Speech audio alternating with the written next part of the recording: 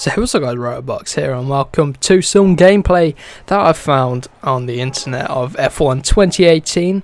This is some gameplay, I'm presuming it's from the media event which happened recently.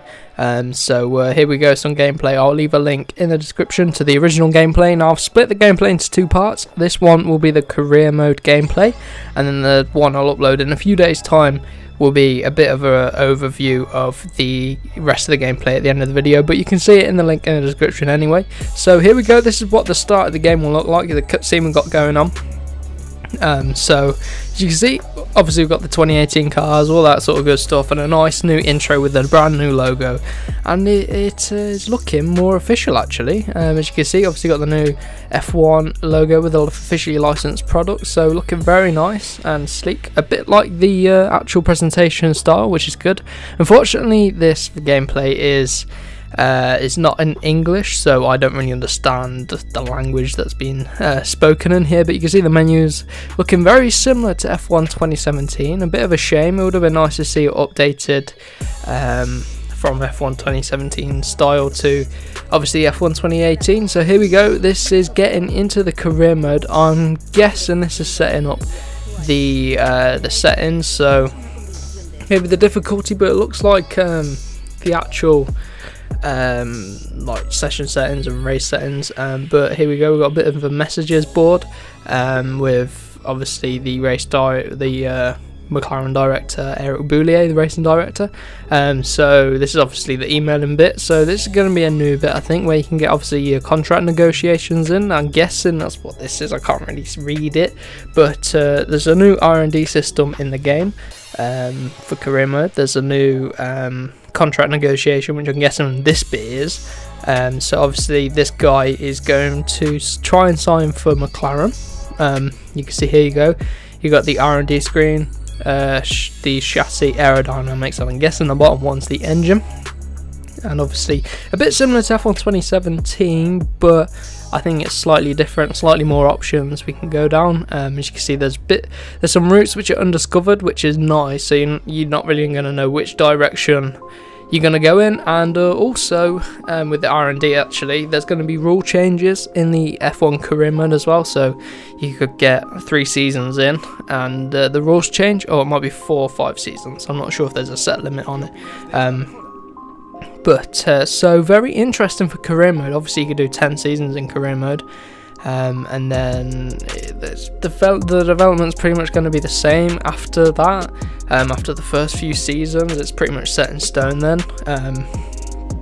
but at least with this the rule changes, you'll be progressing the car and then all of a sudden new rule changes, and I think you can keep part of your development but you lose some of it as well. I'm not quite sure how it works until I get my hands on the game, but as you can see, this guy here is choosing what sort of R&D he wants to be doing, so there is actual gameplay of it. I will admit the guy driving isn't the best to drive in, but it isn't too bad.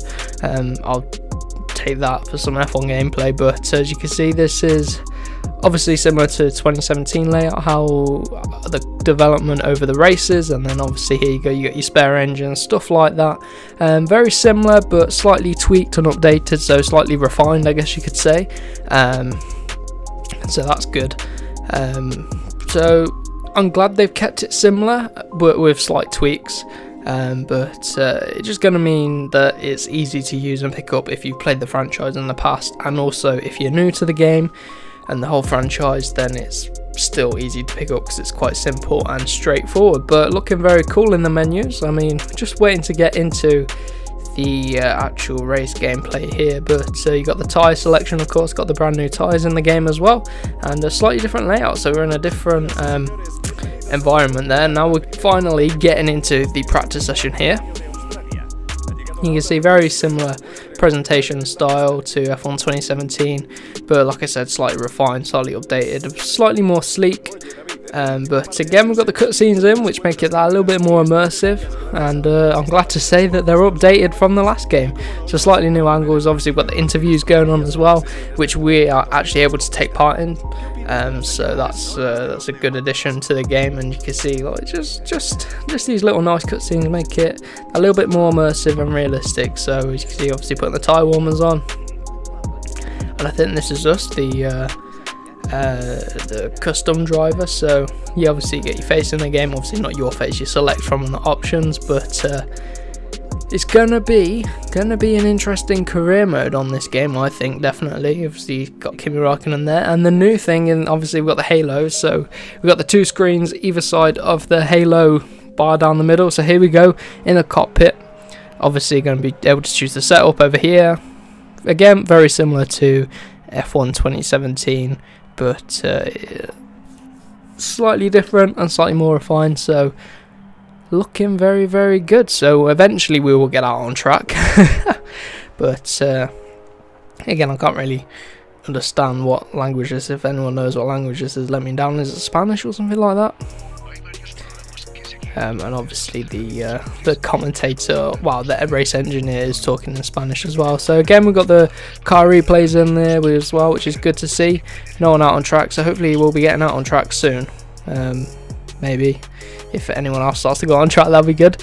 But interesting to see what the wet weather is like again, because from the interviews and the game play and some of the screenshots we've seen, the wet weather does look a lot nicer and a lot more realistic than the previous game, so that's one thing I'm looking forward to. Obviously we've got the ERS as well to manage and deploy quite tactically around the circuit, but we're getting out on track. You can see obviously removing the monitors again, similar cutscene to last year's game and the year before, I believe. Coming out on track, standard job, and getting out on track. So as you can see, using the chase cam.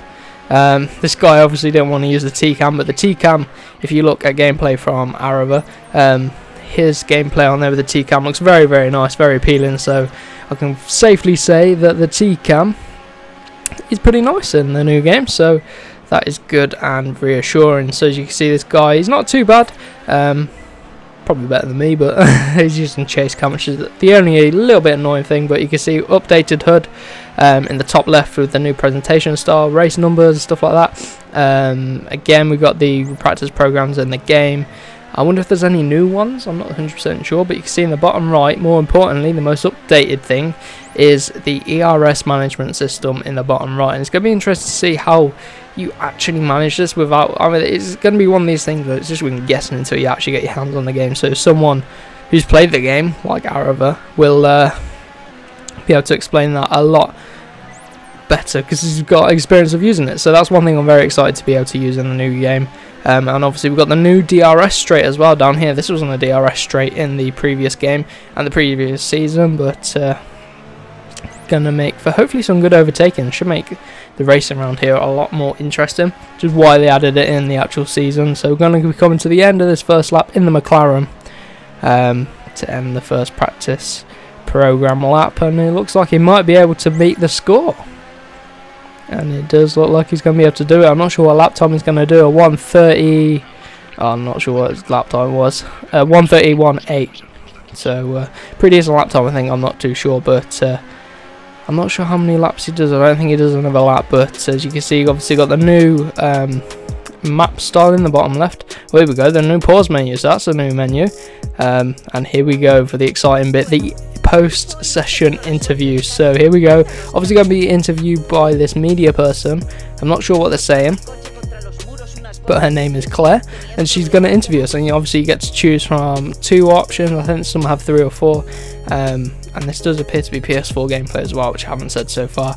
But it's nice to get this little cutscene at the end where you go in and get weighed and stuff like that. But that's going to do it for this video. I hope you have enjoyed this gameplay, and I hope you do look forward to the second part of this gameplay in the coming days. So if you do want to see F1 career mode, let me know down in the comments, and make sure you do subscribe for more gameplay. So we'll see you in the next one.